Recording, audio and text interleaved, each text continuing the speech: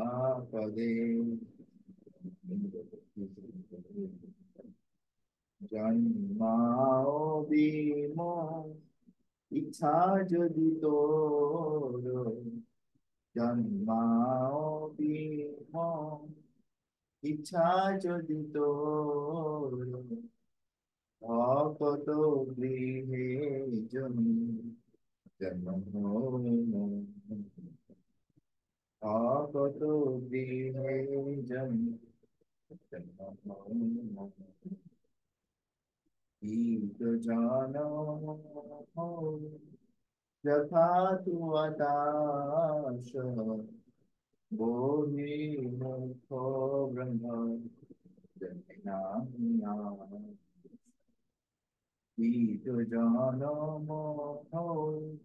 यथा तु आदाश बहिर्मुखो ब्रह्म जन्मिना মুক্তি মুক্তি স্পৃহা বিহীন যে ভক্ত লাভ হইতে তত সঙ্গ অনুরাগ মানস দেহ গেহ जो কিছু আর বিদু তুয়া পদে অন্ধ কৃষ্ণ জানগো জাননী দ্বৈত তনয় প্রভু গুরুপতি সর্বময়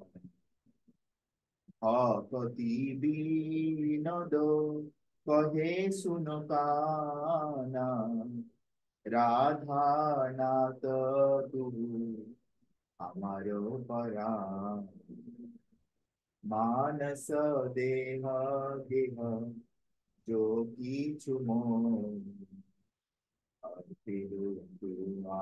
পদে জয় নিতাই গৌরাঙ্গ জয় নিতাই গৌরাঙ্গ নিতাই গৌরাঙ্গ জয় গৌরাঙ্গ জয় জয় প্রভুপাদ প্রভুপাদ প্রভুপাদ জয় জয় প্রভুপাদ নিতাই গৌর হরি बोल হরি बोल হরি बोल নিতাই গৌর হরি बोल হরে কৃষ্ণ হরে কৃষ্ণ হরে কৃষ্ণ হরে কৃষ্ণ হরে কৃষ্ণ তো আমার আওয়াজ শোনা যাচ্ছে हाँ हाँ ওকে ওকে अपना चलो और ये पर हम प्रार्थना करेंगे एक बार हाँ ओम ज्ञान के निरंजस्य ज्ञानांजन शलाकया चक्षुरुन्मीलितं येन तस्मै श्रीगुरवे नमः श्री चैतन्य मनोभीष्टं स्थापितं येन भूतले स्वयं रूपकदा मह्यं ददाति स्वपदान्तिकं वन्देऽहं श्रीगुरुं श्रीयुतापदकमलं श्रीगुरुं वैष्णवांश्च श्रीरूपं सागरजातं सारनाथं विदं तं शरीरं साद्वैतं सावधूतं परिजनसहितं श्रीकृष्ण चैतन्यदेवं श्री राधा कृष्ण पादां शरणं श्री विशाखं नमो विष्णुपादाय कृष्ण विष्णाय भूतले श्रीमते भक्तिवेदांत स्वामी नामिने नमस्ते सारस्वते गौरवाणी प्रचारिणे निर्विशेष शून्यवादी पार्श्वतारिणे नमो महावदन्नाय कृष्ण प्रेमपदाय कृष्णाय कृष्ण चैतन्य नामिने गौरवसे नमः हे कृष्ण करुणा सिंधु दीनबंधु जगतपते गोपेश गोपी गवंत राधाकांत नमस्ते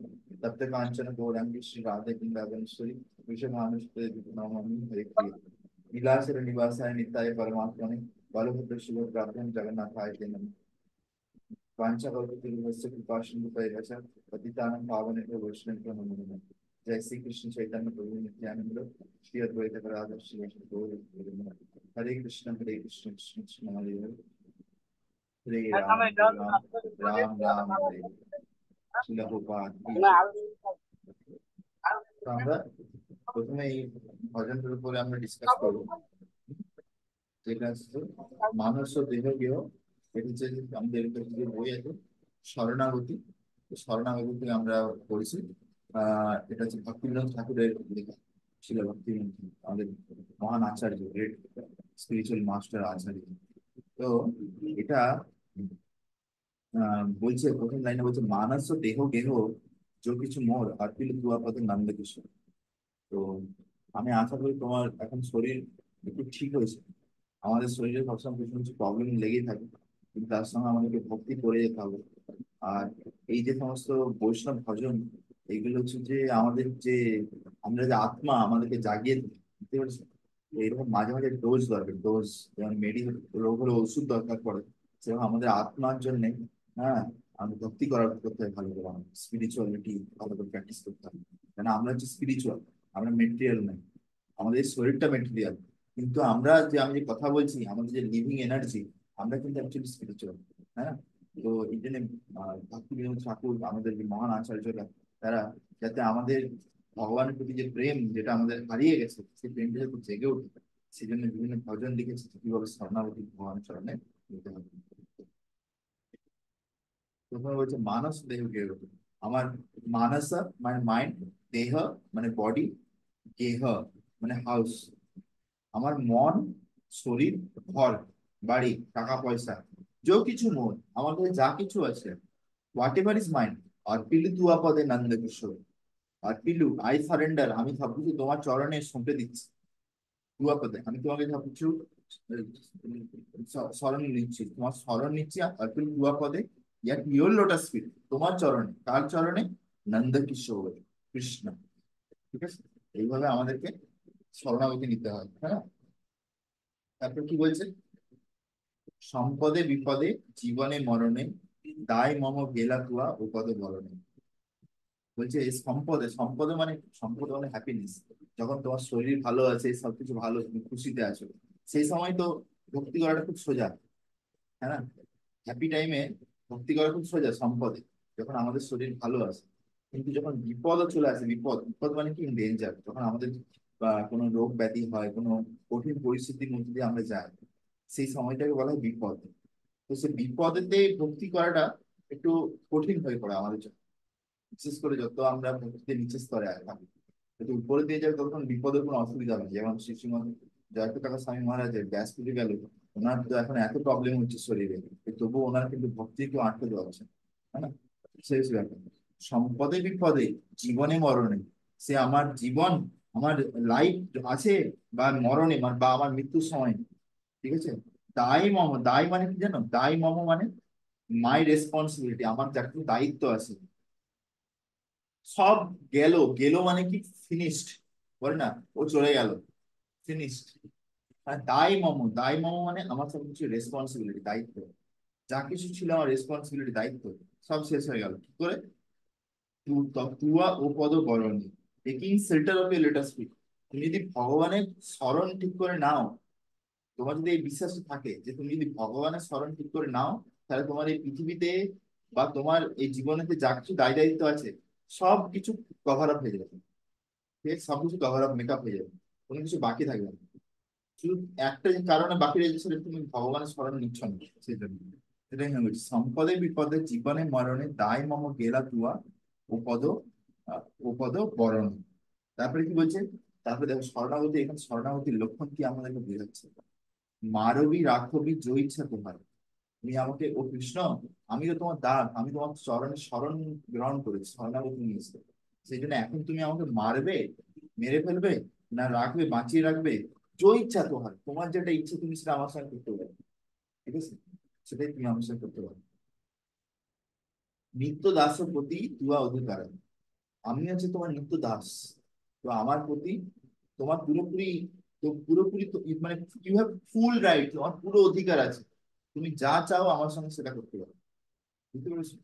এটা আমাদের বুঝতে হবে যে আমরা যখন শরণাগতি নেওয়ার চেষ্টা করি, তখন অনেক সময় আমাদের সঙ্গে অনেক কিছু খারাপ হতে পারে। খারাপ হতে পারে মানে হয়তো আমাদের কোনো বড় রোগ হতে পারে, শরীর খারাপ হতে পারে।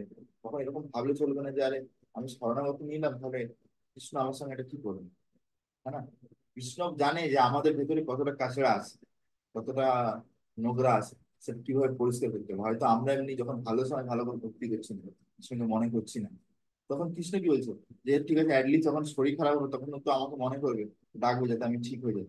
তো এইভাবে আমাদেরকে ভক্তিকে সিরিয়াস করার জন্য আমাদের অনেক কিছু চ্যালেঞ্জও আসতে পারে ভক্তি জীবনে, সেটা আমাদের বুঝতে হবে।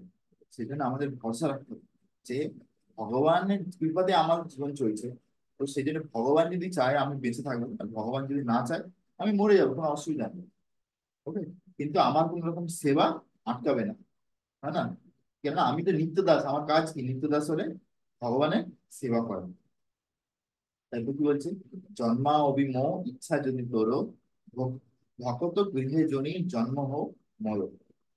If you want me to take birth, তুমি যদি চাও যে আমি আবার জন্মগ্রহণ করি, ঠিক আছে, কোনো অসুবিধা নেই, আমি আবার জন্মগ্রহণ করতে রাজি আছি। ইচ্ছা যদি তোর, if this is your desire, ও কৃষ্ণ, যদি এটা তোমার যদি ইচ্ছা হয়, তাহলে আমি এটা করতে রাজি আছি। দেখো, প্রেম মানে এটাই, এটা হচ্ছে প্রেমের উদাহরণ। প্রেম মানে কখনো নিজের ইচ্ছা ব্যক্ত হয় না। দেখো, আমরা সবাই হরিনাম জপ করি কি জন্য? কি জন্য হরিনাম জপ করছি? আমরা ভগবানের প্রতি যে প্রেম, কৃষ্ণ প্রেম, সেটা লাভ করার জন্য। যখন কৃষ্ণ প্রেম আমরা লাভ করে যাব, তখন আমরা কি চাইবো? যে সবসময় কৃষ্ণ কি চাই সেটা আমরা পূরণ করতে চাইবো। কৃষ্ণের খুশি কোথায় আছে সেটা আমরা করতে চাইবো না? কৃষ্ণের কিছু আনন্দ হবে। আর কৃষ্ণ যদি চায়, ধরো ধরো কৃষ্ণের সঙ্গে প্রেম হয়ে গেল, এবারে আমি মানে কৃষ্ণের জন্য সবকিছু বেঁচে দিতে পারি।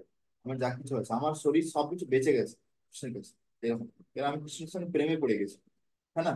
তো এখন কৃষ্ণ যদি চায় যে আমি এই জড় জগতেই থেকে প্রচার করি, তাহলে আমি কি তাকে বলবো যে না না না কৃষ্ণ, আমি গোলকধামে চলে যাবো? কৃষ্ণ বলছে না, তুমি ভালো প্রচার করো, তুমি জড় জগতে থাকো, তুমি এখানে প্রচার করো, আরো একটা জন্ম অ্যাটলিস্ট প্রচার করো। তো কৃষ্ণ যদি সেটা দরকার হয়, প্রভুপাদের দরকার হয়, সেটা আমাদের থাকতে হবে না? সেটাই এখানে জন্মাবি মোহ ইচ্ছা যদি তোর, সেজন্য ভক্তি ঠাকুর কি বলছে? যদি তুমি চাও আমি আবার জন্ম নিতে রাজি আছি, কিন্তু আমার একটাই অনুরোধ আছে, একটাই অনুরোধ আছে। কি অনুরোধ? ভকত গৃহে জনি জন্মভূমি। My only request is that I may born in the house of a. আমি এটুকু অনুরোধ করি যে আমার যেন ওই জন্ম ভক্তের ঘরে জন্ম হয়, ঠিক আছে? কীট জন্ম হও যথা তুয়া দাস। আমার যদি কীটের জন্ম হয় তাও চলবে, কোনো অসুবিধা নেই, কিন্তু আমি যেন তোমার দাস হয়ে থাকতে পারি। কীটে জন্ম হও যথা তুয়া দাস। হ্যাঁ, তোমার দাস হয়ে থাকতে চাই, এটা হচ্ছে মেন ব্যাপার। বহির্মুখ ব্রহ্মা জন্মে নাহিয়া, but I would never deny even the birth of Brahma were averse to it. যদি আমি তোমার কথা না শুনি, আমি যদি নিজেকে ভগবান মনে করি, তাহলে আমি সেরকম ব্রহ্মার জন্ম আমার দরকার নেই।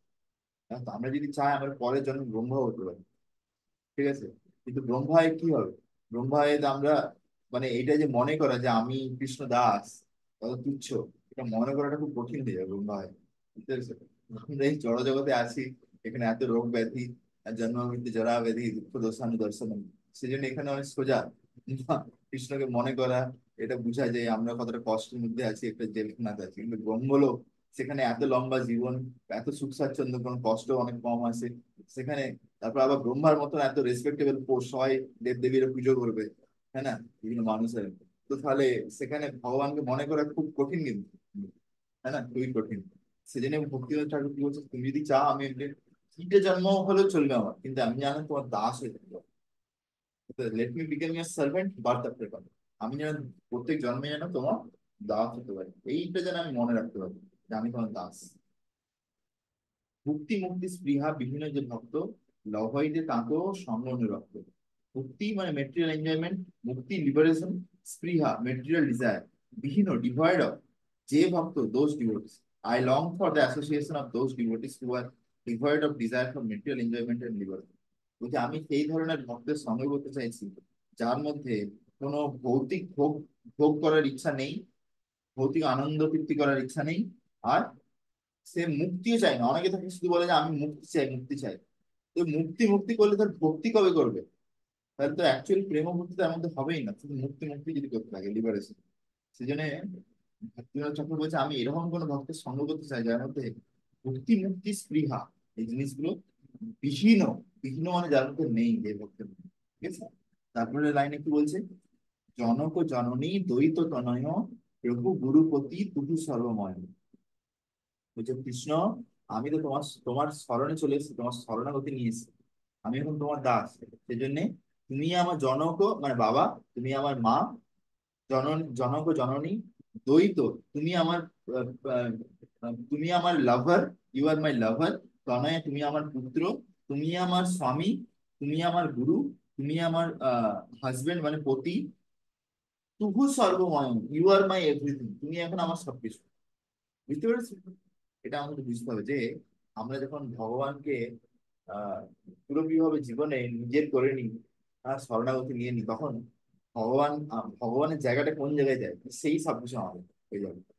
ওকে, সেটা আমাদেরকে সেই জায়গাটা ভগবানকে পৌঁছে দিতে হবে যে হি, আমাদেরকে বুঝতে হবে যে he is my original father, সে আমার অ্যাকচুয়াল বাবা, অ্যাকচুয়াল মা, কৃষ্ণ মাতা, কৃষ্ণ পিতা, কৃষ্ণ প্রাণধন। কথা আছে না, সেটা আমাদেরকে বুঝতে হবে। ভকতি বিনোদ কহে শুনো কানা, রাধা নাথ প্রভু আমারও পরাণ। ভক্তিবিনোদ ঠাকুর বলছে, ও কৃষ্ণ, তুমি দয়া করে আমার এই প্রার্থনা শুনো। তুমি রাধা রানীর প্রিয়, রাধা রানীর প্রিয় ও ভগবান শ্রীকৃষ্ণ, তুমি আমার জীবন এবং আমার আত্মা সব, ঠিক আছে? তোমার ছাড়া আমার কেউ নেই। তো দেখো এটা কত সুন্দর ভাবে শরণাগতি কিভাবে আমাদেরকে নিতে হয় সেটা এখানে বোঝানো করতে পারি।